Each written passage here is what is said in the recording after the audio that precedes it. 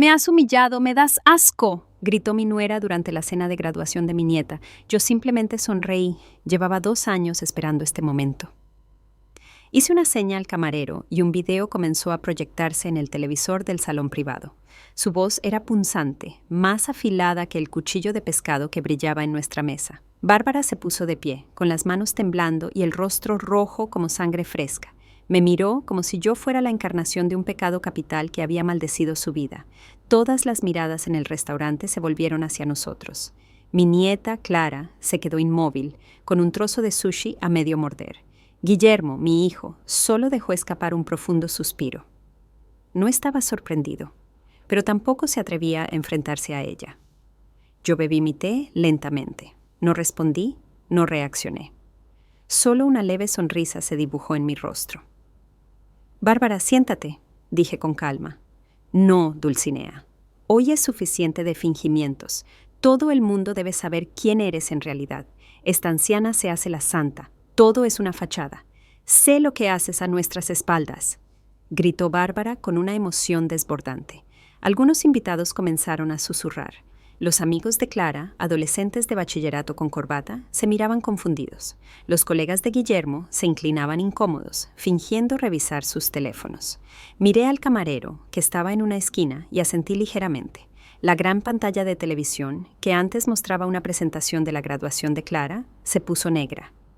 Luego, el video empezó a reproducirse. Bárbara seguía hablando, pero su voz se ahogó cuando apareció en pantalla ella misma, con su cabello recogido en una coleta, sentada en el sofá blanco de nuestra casa, una grabación de una cámara oculta. Guillermo es demasiado estúpido para darse cuenta. Su madre es una farsante, pero ya he desviado todos los activos de la fundación familiar. Ese dinero ahora es nuestro, Fernando. Si él muere, todo es nuestro. Bárbara se quedó paralizada. La voz de la grabación era fría, calculadora, llena de planes. No había señales de arrepentimiento, solo la codicia oculta bajo el maquillaje y el vestido caro. Crucé las manos en mi regazo. «Continúa, Bárbara», dije en voz baja. «Si quieres humillar a alguien esta noche, asegúrate de que no sea a ti misma». Abrió la boca, la cerró de nuevo. Su rostro estaba pálido, sus ojos se movían salvajemente. ¿De dónde conseguiste eso?» Clara se levantó. Su voz era suave. «Mamá, esa es nuestra casa, ¿verdad? Es tu voz». Yo seguí sentada, sin tocar la comida delante de mí. Había esperado esta noche durante 2 años, y esto era solo el principio. Hace 2 años, la lluvia caía como una maldición sobre Madrid. Estaba sentada en la sala de juntas de la Fundación Gema, mirando los números de los informes financieros que nunca cuadraban. Bárbara estaba a mi lado, vestida con un blazer de color marfil. Su rostro estaba impoluto. Sus ojos brillaban con simpatía. «Parece que estás demasiado cansada para encargarte de todo esto, madre», dijo. «Permítame encargarme yo de la parte financiera. Usted solo supervise desde casa». Sonreí entonces. Fui estúpida, no porque confiara, sino porque quería seguir confiando. Porque amaba demasiado a mi hijo y quería ver a Bárbara como parte de la familia, no como una amenaza. Pero los informes desaparecían uno tras otro. Los documentos se modificaban, las reuniones se cancelaban de repente. Los miembros de la junta comenzaron a distanciarse. Una noche, el periódico local, El Mundo, publicó la noticia. Se sospecha que la Fundación Gema gestiona mal los fondos. La presunta malversación implica a la fundadora. Mi nombre estaba allí. Dulcinea Mendiola. Temblé al leerlo. Nadie me llamó para pedir una aclaración. Ni Guillermo ni Bárbara. Mi hijo ni siquiera vino a verme. Solo me envió un mensaje. «Madre, tenemos que hablar, pero por favor no empeores las cosas». Ese día aprendí algo. Una mentira cuidadosamente preparada puede enterrar décadas de integridad. Una semana después, fui convocada por la junta directiva. Me despidieron. Sentada en la fría sala, solo pude mirar a Bárbara, que estaba detrás de uno de los miembros, sonriendo ligeramente. Tenía un sobre en la mano. Sus uñas estaban perfectamente cuidadas. Ella no dijo nada. No tenía por qué. Después de eso, todo cambió. Mi nombre desapareció de los folletos de eventos sociales. Las invitaciones que solían llegar a casa nunca volvieron a aparecer. Los vecinos empezaron a mirarme como a una deshonra envuelta en un sudario. Estaba confinada por una calumnia bellamente diseñada. Pero Bárbara cometió un error. Pensó que moriría lentamente en el silencio y la vergüenza. Olvidó que no soy una mujer que pueda ser destruida solo con una imagen. No le rogué, tomé notas, grabé y empecé a tejer las piezas de mi venganza, en silencio, sin hacer ruido, como un pequeño fuego esperando leña seca. Un año después de mi jubilación forzosa, el nombre de Bárbara crecía por todas partes. Fue invitada a dar charlas sobre emprendimiento femenino. Fue nombrada joven símbolo de la filantropía por una revista de estilo de vida. Asumió por completo la Fundación Gema, mostrándola como un trofeo de herencia, como si realmente mereciera poseerla. En la televisión, en Instagram, en galas benéficas, su rostro siempre sonreía, pero yo sabía que detrás de esa sonrisa escondía un cadáver. Solo necesitaba demostrarlo. Le envié un breve mensaje a alguien que no veía desde hacía mucho tiempo. Jaime, todavía me debes un favor. Ahora es el momento de que pagues. Jaime Salas, un joven abogado que había sido mi alumno en la Facultad de Derecho. Ahora tenía su propio bufete, y lo que era más importante, no era un hombre al que se pudiera sobornar o intimidar. Nos reunimos en secreto en la trastienda de una vieja librería en el barrio de Las Letras. Abrí una carpeta gastada que contenía copias de extractos bancarios, nombres de empresas fantasma y transacciones sospechosas de la fundación. Necesito pruebas que puedan salir a la luz sin posibilidad de apelación, le dije. Jaime leyó rápidamente y sonrió levemente. Es demasiado confiada, murmuró. Dejar rastros tan burdos. ¿Cree que todo el mundo es estúpido? Cree que estoy acabada, respondí. Semanas después, Jaime me envió los resultados de su investigación preliminar. 2 empresas inmobiliarias ficticias en Dubái, registradas a nombre de un hombre llamado Fernando Aznar. No conocía ese nombre, pero reconocí la pulsera de la foto adjunta al informe. Bárbara la había llevado en la cena de gala del año pasado. Fernando Aznar había sido socio de Guillermo en un proyecto de expansión de restaurantes. Oficialmente, rompieron su colaboración por diferencias de visión. Extraoficialmente, yo sabía que Fernando había intentado robar ideas de diseño a Guillermo. Y ahora, al parecer, dormía en la misma cama que mi nuera. No se lo dije directamente a Guillermo. Mi hijo era demasiado frágil para una verdad tan dura. Así que me limité a observar y a recopilar. Bárbara viajaba demasiado a menudo por negocios a Barcelona. Fernando, como por arte de magia, también estaba en la misma ciudad, casi en el mismo momento. Envié a Carmen López, mi amiga y ex periodista de investigación, a seguirla. Ella me envió fotos. Bárbara y Fernando cenando juntos y luego entrando en un apartamento perteneciente a una de las empresas fantasma. Cada detalle, cada mensaje, comprobante de transferencia, foto, nota de agenda, lo guardé en un disco duro encriptado. Lo llamé FIT 001 Venganza. Pero esto no era suficiente. Yo quería más. Quería que el mundo viera quién era realmente Bárbara. No solo una estafadora, sino una mujer que construyó su vida sobre las ruinas de su propia familia. Para eso, necesitaba que otra persona mucho más importante abriera los ojos. Clara, la niña que nunca dejó de llamarme abuela, a pesar de que el mundo me dio la espalda. Tenía que empezar por ella, porque si su corazón se despertaba, su madre nunca podría ganar. Clara vino a mi casa esa tarde sin chofer, sin avisar, simplemente apareció en el umbral con una sudadera gris y una mochila. «Abuela», su voz era nerviosa. «¿Puedo quedarme esta noche?» La hice pasar. Su pequeña mano agarraba el borde de la manga de su chaqueta. Sus ojos no eran tan brillantes como de costumbre. En el salón se sentó en silencio, con la cabeza gacha. Sus pies se movían rápidamente, inquieta. «¿Hay algo que quieras contarme?», le pregunté suavemente. Respiró hondo y sacó un trozo de papel de su bolsillo. Las notas de selectividad, matemáticas y química, perfectas, lengua y literatura, algo más bajas. Pero extrañamente había un sello del instituto sobre las notas, no el sello habitual. Cuando anunciaron las notas, no me sorprendí, dijo en voz baja. Pero mi profesora de lengua, doña Elena, estaba llorando en la sala de profesores ese día. La oí decir, «Esa niña no merece una A». Pero cuando le pregunté, ella fingió que no pasaba nada. Miré el papel. Los números eran perfectos. demasiado perfectos, demasiado pulcros, demasiado pulidos. Sé que mamá lo arregló todo, susurró Clara. Antes del examen, la vi en el coche recibiendo un sobre del director, pero dijo que eran solo documentos de la fundación. No respondí, porque una verdad como esta, cuando sale de la boca de tu propia nieta, se siente como una herida que no sangra. Me siento decepcionada, pero también siento lástima. ¿Por qué tuvo que hacer eso? ¿Acaso cree que no puedo aprobar por mí misma? Le apreté la pequeña mano, que empezaba a mostrar los huesos de una adolescente que se hacía fuerte. A veces, las personas en las que más confiamos temen que tengamos éxito sin su ayuda, le dije, porque necesitan sentirse necesarias. No por amor, sino por un sentido de posesión equivocado. Clara asintió lentamente. ¿Quieres que cambiemos estas notas?, le pregunté. Pensó durante mucho tiempo. No, respondió finalmente. Eso no es lo importante. Solo quiero saber la verdad. Estoy cansada de fingir que estoy orgullosa de mi madre, cuando sé que todo es deshonesto. Esa noche dormimos en una casa tranquila, pero llena de relámpagos de verdad aún no revelada. La oí llorar suavemente en su habitación y supe que Bárbara nunca más podría tocar el corazón de esa niña con dulces mentiras.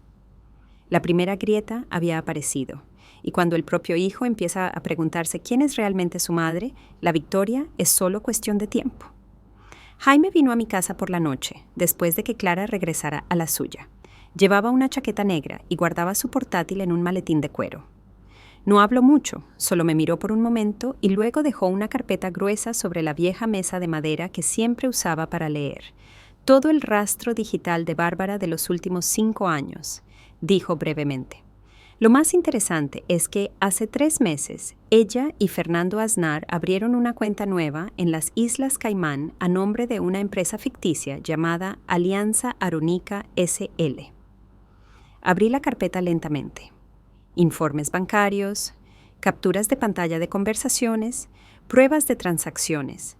Todo apuntaba a una cosa. Bárbara estaba lavando dinero. Los fondos de los proyectos de la fundación se disfrazaban a través de una serie de proyectos ficticios, propiedades en Ibiza, becas, eventos sociales. Todo era un mero pretexto. En el fondo, era una mentira.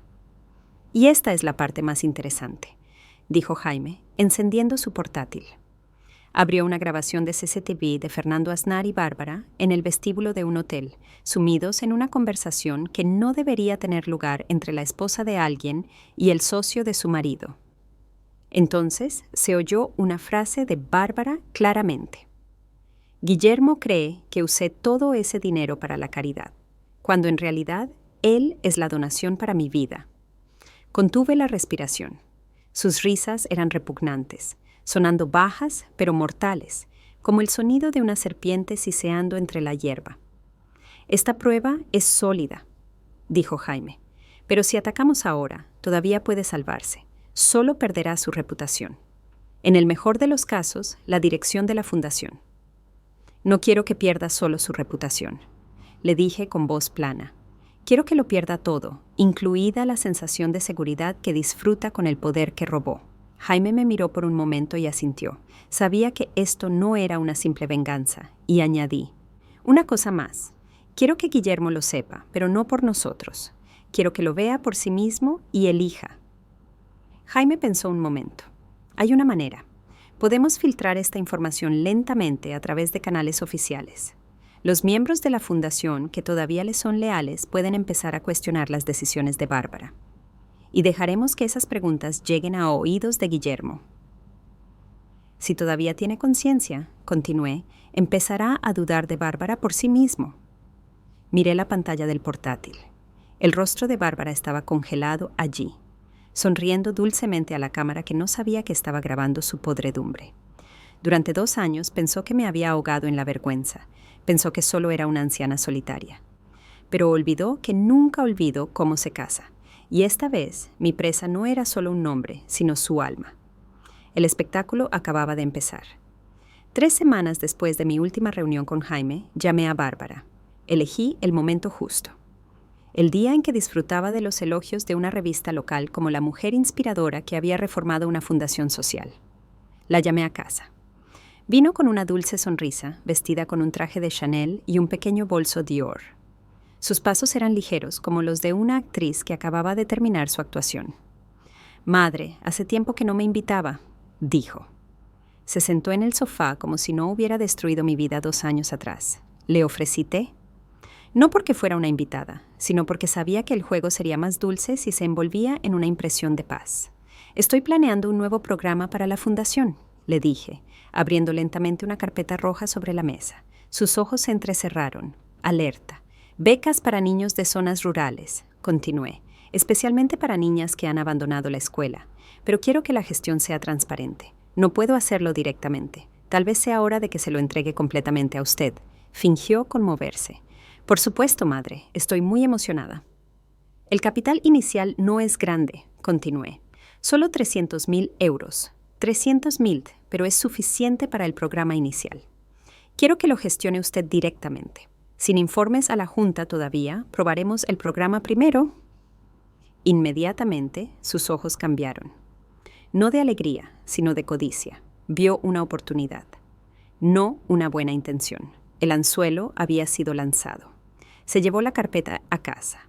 En su interior, yo había colocado 2 transacciones ficticias. Una de ellas la incitó directamente a transferir los fondos a una cuenta personal que creía que no estaba rastreada.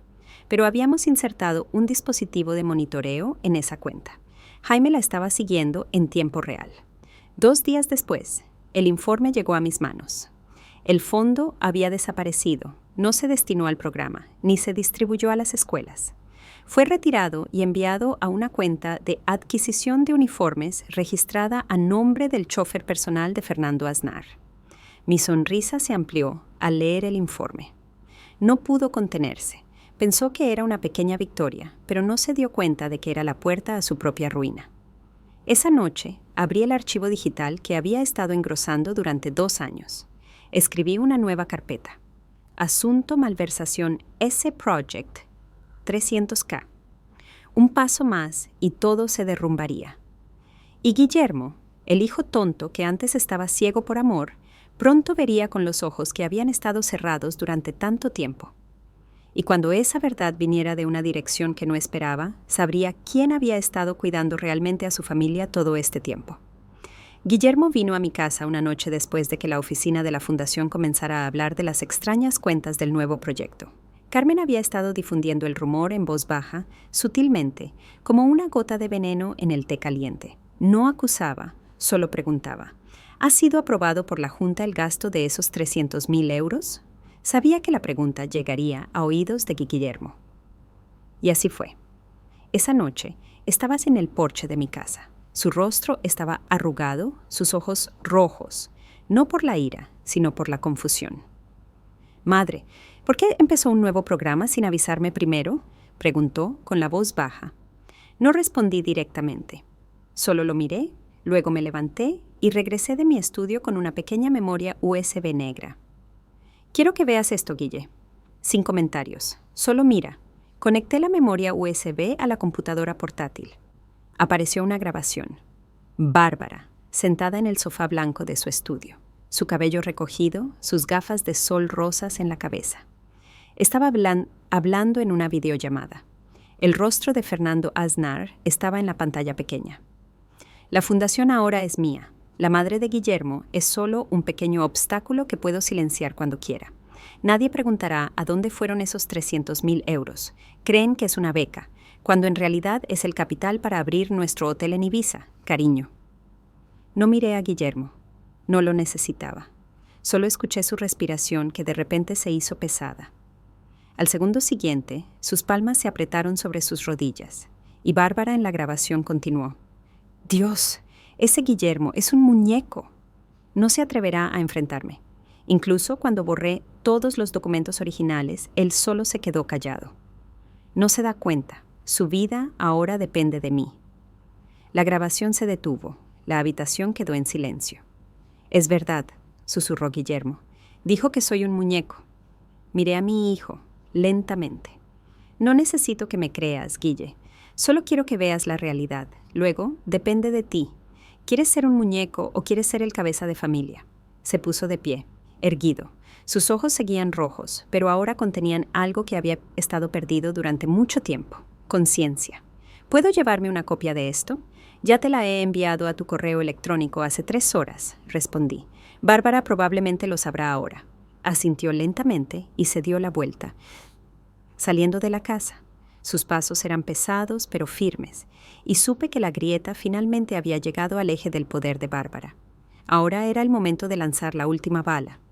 No para destruir el nombre de Bárbara, sino para avergonzarla frente a todos los que antes habían aplaudido sus mentiras. 2 días después de que Guillermo viera la grabación, no regresó a casa. Mi teléfono no sonó, no recibí mensajes suyos, pero sabía que estaba en guerra consigo mismo. Y en ese tipo de guerra, el silencio es el sonido más fuerte. Carmen me informó. Bárbara estaba inquieta. Convocó una reunión de emergencia de la fundación y trató de difundir la narrativa de que el programa de becas de 300.000 euros era una iniciativa conjunta conmigo. Lo curioso fue que olvidó que algunos miembros de la Junta seguían secretamente leales a mí y comenzaron a grabar la defensa de pánico de Bárbara para documentación interna.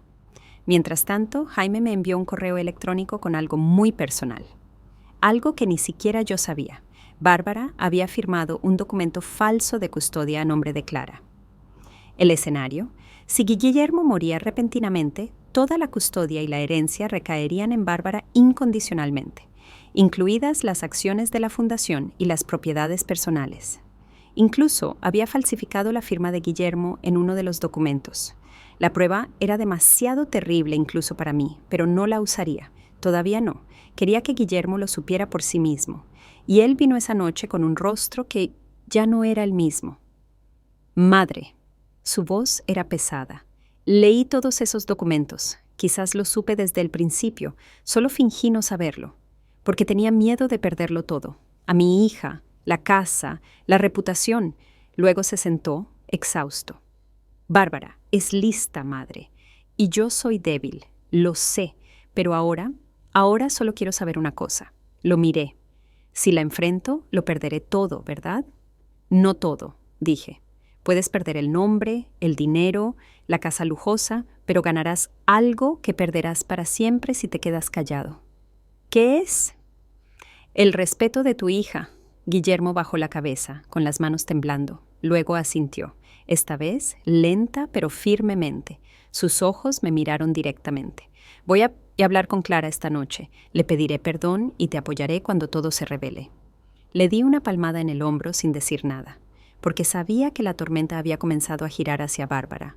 Y ahora no solo me enfrentaría a mí, sino también al marido que controlaba y a la hija que se había convertido silenciosamente en la punta de una espada. Ese día era la graduación de Clara. Un restaurante lujoso en el centro de Madrid había sido preparado para la cena familiar. Se habían enviado invitaciones.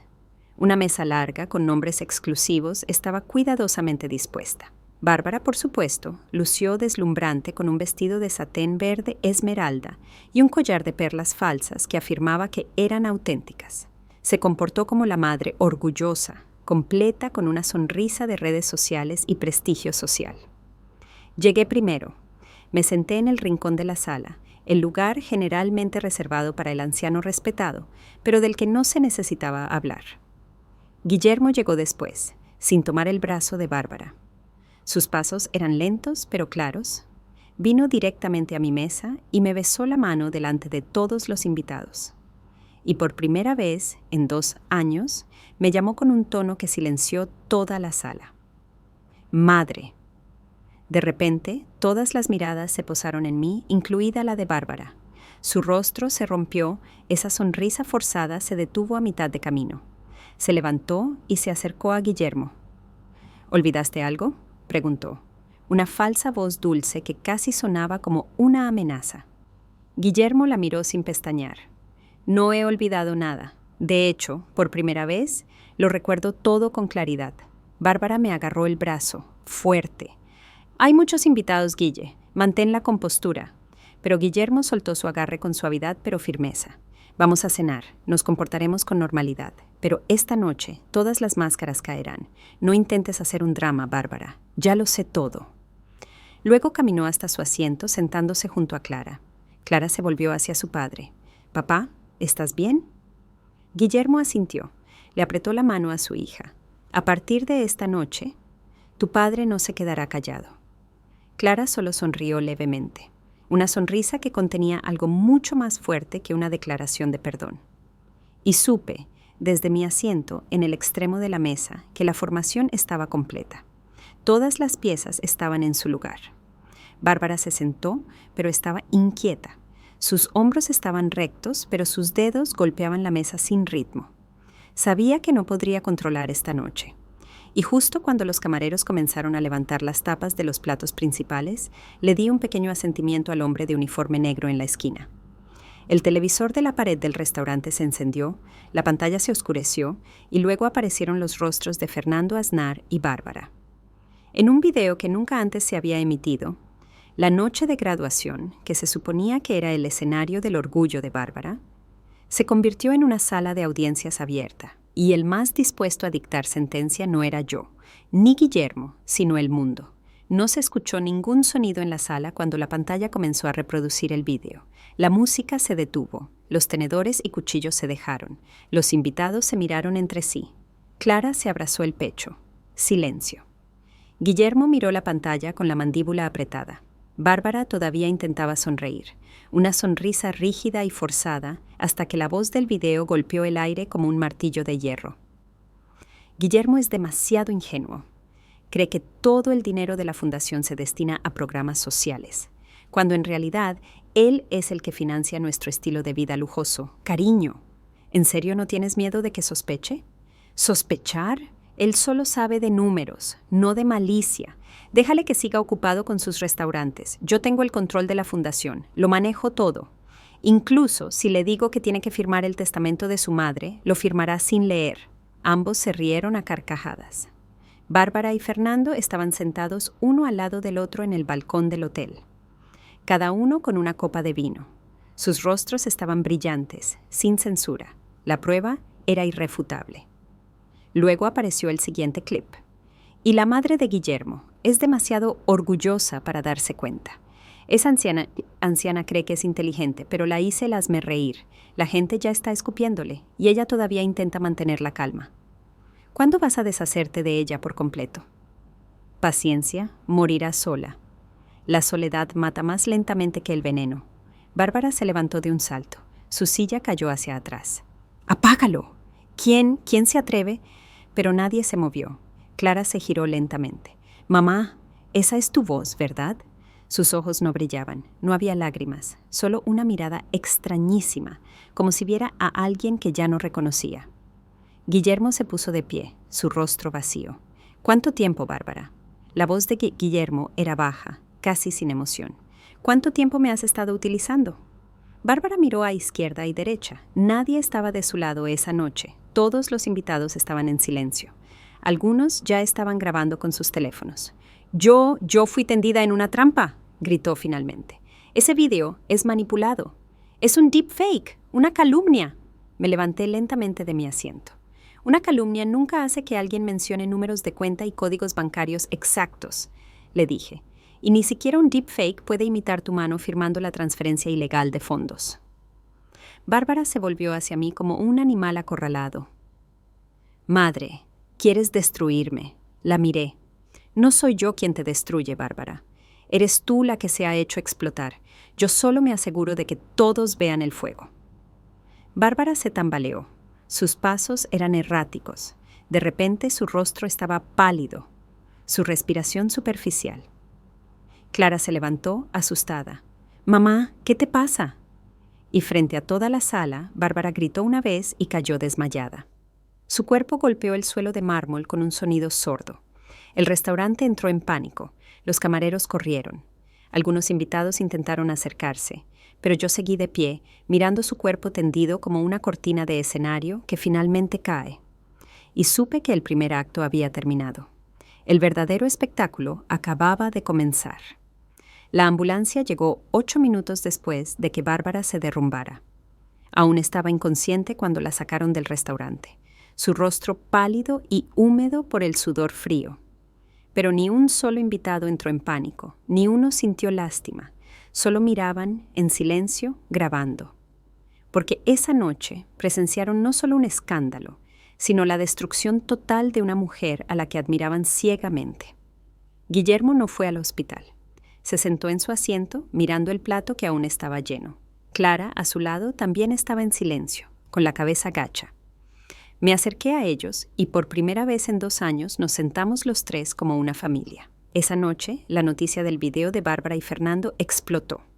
Jaime había organizado su distribución a través de las redes sociales. No había palabras, ni narrativa, solo una breve leyenda en la publicación. La verdad no necesita defensa, solo ser mostrada. En 2 horas, el video fue visto 2,3 millones de veces. En 4 horas, se convirtió en tendencia. Los comentarios llegaban a raudales. Esta es la persona que solía dar sermones sobre integridad.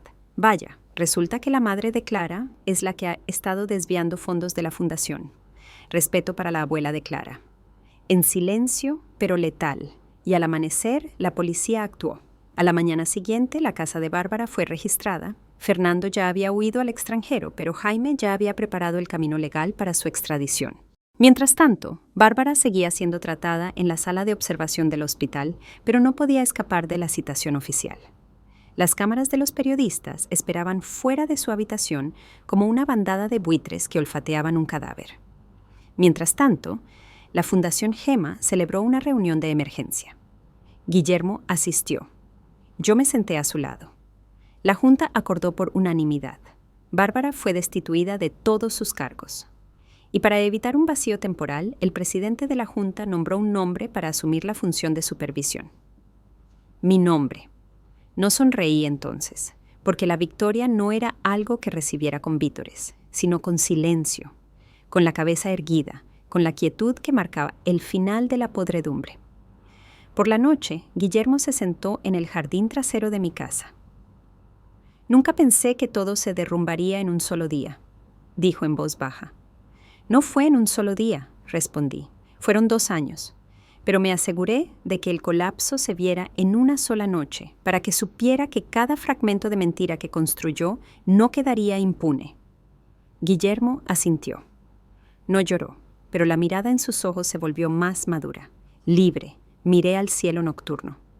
Pero sabía que aún quedaba una cosa por resolver.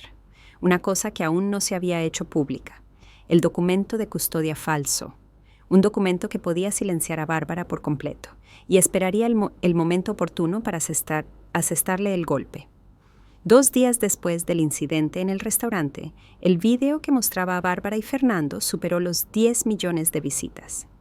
Plataformas de noticias en línea, podcasts de crímenes e incluso canales de entretenimiento baratos hablaban del escándalo. La foto de Bárbara siendo escoltada fuera del restaurante con el rostro empapado en sudor apareció por todas partes. Los titulares eran vergonzosos. Símbolo de la filantropía expuesta, el dinero del pueblo para un amor oscuro.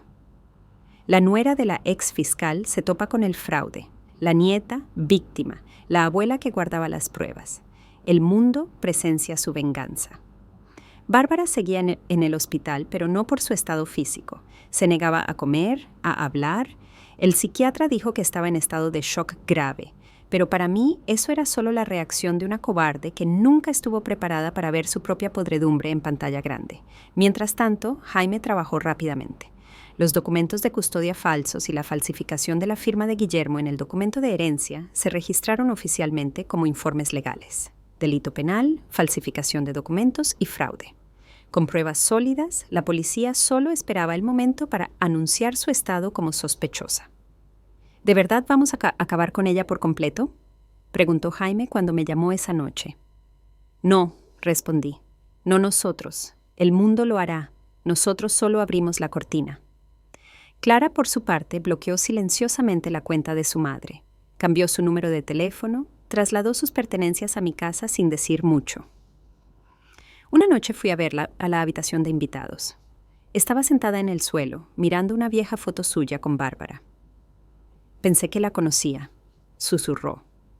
Solía pensar que mamá era fuerte, elegante, pero resultó que todo era una mentira que se había repetido con demasiada frecuencia hasta que sonó real. Me senté a su lado. No es malo confiar en tu propia madre, Clara, le dije. Lo que está mal es seguir creyendo a pesar de haber visto la verdad con tus propios ojos. Me abrazó con fuerza y supe que todo lo que se había perdido estaba volviendo lentamente. A la mañana siguiente, la policía anunció que Bárbara del Río había sido oficialmente declarada sospechosa de falsificación de documentos, malversación de fondos y abuso de autoridad de la fundación. Todos sus activos fueron congelados, incluidas las propiedades conjuntas con Fernando en Ibiza, y 2 cuentas offshore que lograron abrir por la fuerza con la cooperación de Interpol. Los periodistas asaltaron el hospital. Bárbara fue trasladada en secreto a una celda de detención especial con escolta. Ya no llevaba vestidos de satén ni perlas falsas. Solo el uniforme de detención, suelto, gris y muy humano. Me senté en el salón de mi casa, tomando té. El televisor estaba encendido. Bárbara fue captada por la cámara con la cabeza gacha, las manos esposadas. Y por primera vez desde que todo esto comenzó, sentí paz.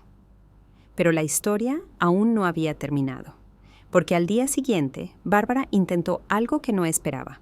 Me envió una carta.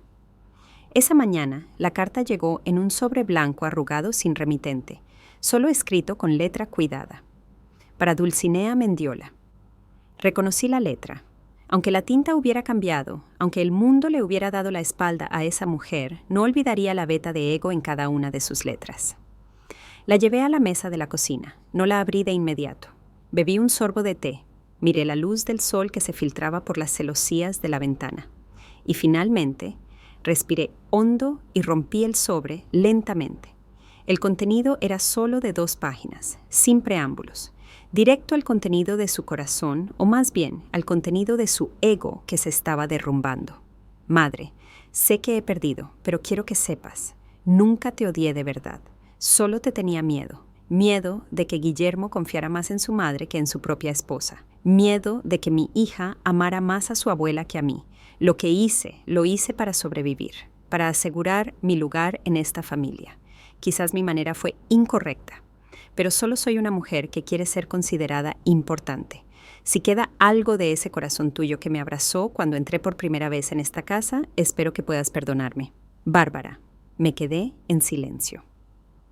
Volví a leer la última frase no porque me conmoviera, sino porque estaba sopesando. ¿Provenía este arrepentimiento de su corazón o solo de la derrota? Carmen vino a casa esa tarde. Le mostré la carta sin hablar. Ella la leyó y luego se rió cínicamente. Esto no es una carta de disculpa, es una carta de justificación. Lo escribió para recuperar su dignidad, no para compensar el daño que causó. Tomé la carta, la doblé cuidadosamente y caminé hacia el patio trasero. Allí estaba un pequeño incinerador de basura. Miré la carta una vez más y hablé en voz baja. Un arrepentimiento que nace de la derrota, no de la conciencia, no merece ser guardado. Encendí el fuego. La carta se quemó lentamente. Las letras de tinta negra se convirtieron en cenizas en segundos silenciosos, y me sentí ligera. Esa noche, Guillermo me llamó al salón. Había redactado la demanda de divorcio. Jaime sería su abogado. Clara ya lo sabe todo, dijo. No quiere ver a su madre, pero tampoco quiere romper todos los lazos de sangre. Así que creo que me alejaré yo. Asentí. ¿Y la fundación? Me retiraré, respondió. Deja que tú te encargues de nuevo, pero esta vez con la ayuda de Clara. Ella lo pidió. Me quedé en silencio. Mi corazón latió un poco más rápido. Clara. Eligió no huir, eligió quedarse a mi lado. Días después, me senté a solas con mi nieta. Me mostró sus planes para un nuevo programa educativo en el interior. Abuela, no quiero solo ver el mundo destruido por gente como mamá, dijo. Quiero ser como tú. La miré y le dije suavemente. No seas como tu abuela. Sé mejor, más fuerte sin rencor, pero con justicia. Clara sonrió. Y en ese momento supe que la generación después de mí no se quedaría callada como la generación anterior, y que la sangre de Bárbara no mancharía su corazón. Un capítulo había terminado, pero un último escenario esperaba la conclusión de la verdad que aún no se había dicho ante el mundo. Esa mañana el aire de mi casa estaba más tranquilo de lo habitual. No había pájaros cantando, ni ruido de vecinos regando las plantas, como si todos supieran que hoy era el principio del fin. Jaime me informó por teléfono que todos los documentos habían sido entregados a la fiscalía. Bárbara no solo sería juzgada por malversación y falsificación de documentos, sino también por intento de manipulación legal de la herencia con pruebas sólidas en forma del documento de custodia falso que había firmado a nombre de Guillermo. Si el juez quiere imponer la pena máxima, podría enfrentar 12 años, dijo Jaime. Existe la posibilidad de que se declare culpable solo para obtener una reducción de la pena. No respondí, solo dije, envía una copia de ese documento falso al hospital, no a ella directamente, sino a su equipo legal, y asegúrate de que Clara sepa que el documento se envía a las 9 de la mañana. Una hora después, recibí noticias de Carmen, que había sobornado discretamente a una enfermera en el hospital. Tan pronto como sus abogados le leyeron el documento, Bárbara se puso furiosa. Estaba histérica. Dijo que era una calumnia, pero sus abogados parecían resignados. Sabían que esto había terminado. Clara se sentó en la mesa de la cocina. Tenía una copia del documento de custodia falso en sus manos. Si se produce la muerte repentina de Guillermo Mendiola, toda la riqueza personal, los activos conjuntos y la custodia de los hijos se entregarán a Bárbara del Río en su totalidad, certificada con la firma de Guillermo Mendiola. Y debajo, una firma falsa, demasiado perfecta para ser real. Clara no lloró.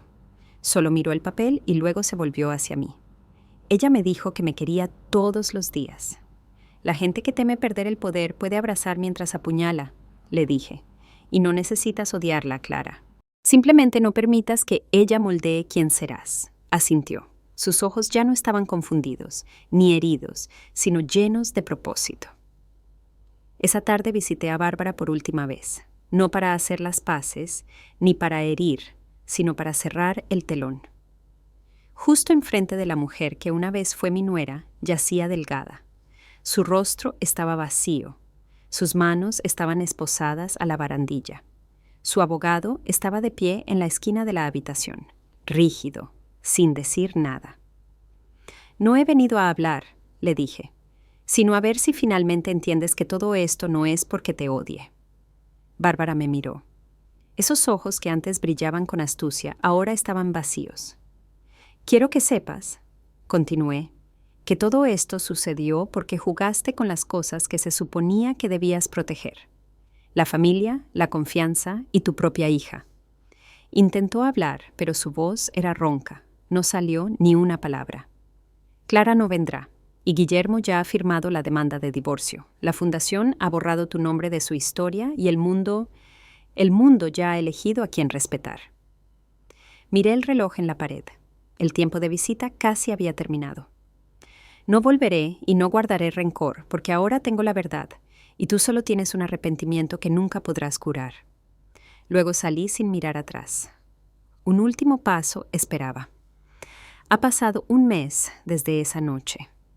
Bárbara fue condenada oficialmente a 9 años de prisión en una audiencia pública que fue transmitida parcialmente por los medios nacionales. Solo se sentó en silencio durante la lectura de la sentencia. No lloró, no negó, no se resistió, quizás porque se dio cuenta de que por primera vez en su vida no le quedaba ni una sola máscara.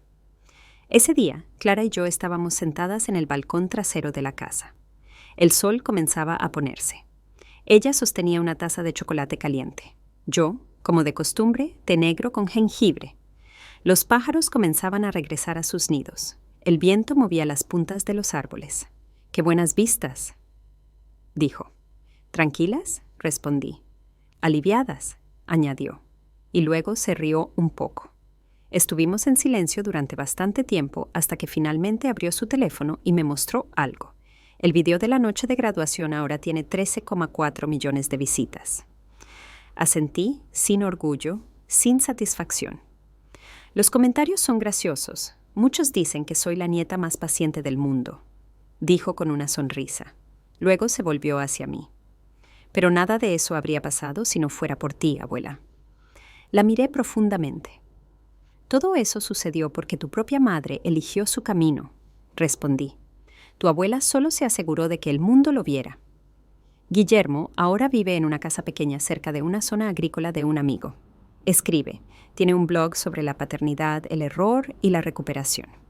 De vez en cuando intercambiamos noticias, no muchas, pero suficientes. La Fundación Gema ha vuelto a sus raíces. Ahora está dirigida por un equipo limpio, con Clara como presidenta del programa de educación juvenil. Ella rechazó un salario. Dijo, si me pagan con una herida, nunca me curaré. y creo que esa herida se está curando. Lenta, pero seguramente. Una noche, Jaime vino. Trajo una botella de vino, 2 copas y una noticia. El caso de Fernando Aznar. Fue capturado en Vietnam y será extraditado la próxima semana. Bien, dije, pero no me importa. Jaime se rió. Finalmente, ¿has terminado de verdad? Miré al cielo. Nunca se termina de verdad, pero ya estoy lo suficientemente lejos como para dejar la carga y dejar que la vida siga su curso. Me puse de pie frente al espejo esa noche. Mi cabello era casi todo blanco. La piel de mis manos estaba llena de líneas de la edad, pero mis ojos, esos ojos eran los mismos. Aún los ojos de una ex fiscal, aún los ojos de una madre, aún los ojos de una mujer que eligió el silencio. No por debilidad, sino porque sabía. El silencio puede ser más afilado que las palabras. No gané, solo esperé. Hasta que la justicia llegó por sí misma y la quietud se convirtió en su voz.